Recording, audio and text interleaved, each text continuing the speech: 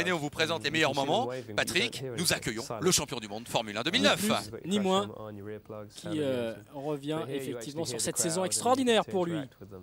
Donc Jenson Button qui a été incontestablement la vedette de cette édition du Salon Autosport. Vous voyez le monde qui s'était rassemblé pour l'écouter.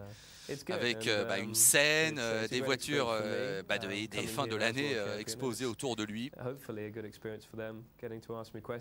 Et Jenson Button qui revient bien sûr sur son titre, avec une année évidemment exceptionnelle. Alors malgré tout, nous dit Diana, et lui demande Diana, vous passez chez McLaren, et c'est vrai que ça a été un peu le choc. Le choc, oui.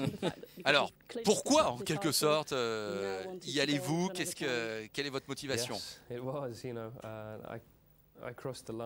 J'ai coupé la ligne au Brésil, j'étais champion du monde et tous mes rêves devenaient réalité en cet instant. J'ai travaillé tellement d'années pour devenir champion du monde, c'était fait à ce moment-là. En 2009, j'ai gagné donc ce championnat du monde avec une équipe à laquelle j'étais associé depuis bien longtemps. Il fallait que je savoure ce moment, c'est ce que je me disais sur le moment. Tu t'en souviendras toute ta vie, c'est tellement énorme. Et déjà, malgré tout, je me projetais vers l'avenir. Alors, j'ai fait ce que j'avais à faire maintenant. Maintenant, qu'est-ce que je vais faire? Et j'ai estimé, j'ai senti qu'il me fallait encore un nouveau challenge. Et c'est passé par une nouvelle équipe.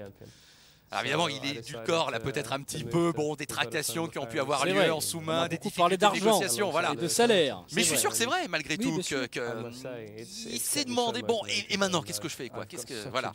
Et à partir du moment où peut-être ça a un petit peu coincé, on ne saura jamais, ou si on le saura, ça sera plus tard avec Ross Brawn. C'est évident que McLaren c'était exceptionnel pour lui.